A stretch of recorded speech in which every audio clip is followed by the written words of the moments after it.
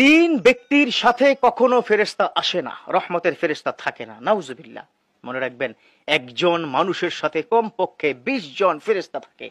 আপনি দেখবেন রাস্তায় যখন চলাফেরা আপনি করছেন, অনেক সময় অ্যাক্সিডেন্টের ভয় থাকে, ওই ফেরেশতার আল্লাহর পক্ষ থেকে আপনাকে সেভ করে ফেলে। আপনি যখন কোনো বিপদে পড়ে যাচ্ছেন, তখন ওই ফেরেশতা আল্লাহর পক্ষ থেকে আপনাকে সেভ করে ফেলে। আপনি যখন অসুস্থ হয়ে যাচ্ছেন বা কোনো বড় ধরনের দুর্ঘটনার মধ্যে পড়ে যাচ্ছেন, ওই ফেরেশতা আপনাকে সেভ করে দেয়।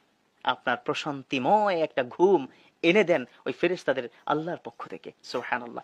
সেই ফেরেশতা 3 শ্রেণীর সাথে আসবে না। এবার ভাবেন তো কি অবস্থা হবে আপনার। যার সাথে ফেরেশতা নেই তার সাথে ফুল টাইম শয়তান, যার সাথে ফুল টাইম শয়তান তার স্থান হলো জাহান্নাম। খুব মনোযোগ দিয়ে শুনবেন, এটা খুব ইম্পর্টেন্ট একটা মেসেজ আপনাদেরকে দিচ্ছি। 3 শ্রেণীর ব্যক্তির সাথে ফেরেশতা আসে না, এটা আমার রাসূলের হাদিস, এটা সহিহ হাদিস, আপনাকে বিশ্বাস করতে হবে। 1 নম্বর, নাপাক ব্যক্তি। নাপাক ব্যক্তি। এখন প্রশ্ন আসতে পারে কিভাবে কি নাপাক।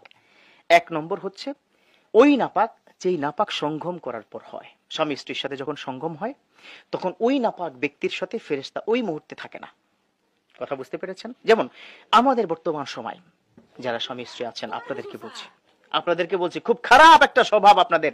আপনারা সঙ্গম করা শেষ, দুজন দুদিক ফিরে ঘুমিয়ে থাকেন, সারা রাত ভর নাপাক অবস্থায় থাকেন।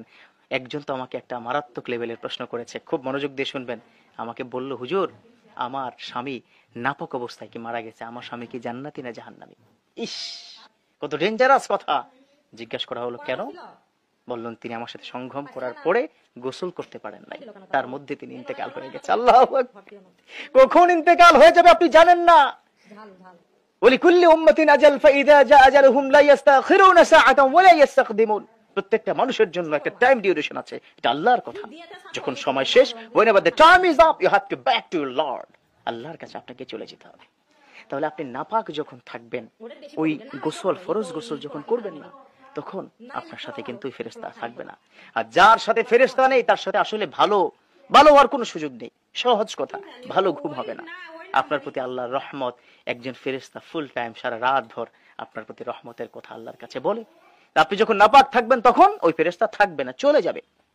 2, নেশা গ্রহণকারী যারা নেশাগ্রস্ত। এখন আপনারা প্রশ্ন করবেন, হুজুর কোন নেশা, হিরোইন, ইয়াবা, বাবা? হ্যাঁ, সেটা তো আছে। সিগারেট যারা খাচ্ছেন তাদের সাথে রহমতের ফেরেশতা থাকে না। স্পষ্ট কথা, ক্লিয়ার কথা, এটা ইসলাম।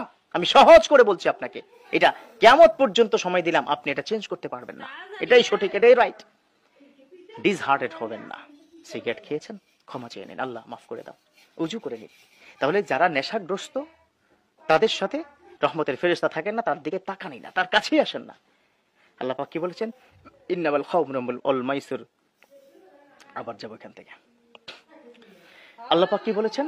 ইন্নামাল খামরু ওয়াল মাইসির নাজাসুম মিন আমালিশ শাইতান। খামর মাইসিরের নেশাগ্রস্ত এই পুরো কাজটা হচ্ছে শয়তানের কাজ, অতএব তার সাথে ফেরেশতা আসে না। 3 নম্বর হচ্ছে ট্যাটু যারা ব্যবহার করে। খেয়াল করবেন, আছে না? এই তো, হ্যাঁ বলছে আছে। আমাদের বাংলাদেশেও কিন্তু ট্রেনটা চালু হয়ে গেছে, নাউজুবিল্লাহ।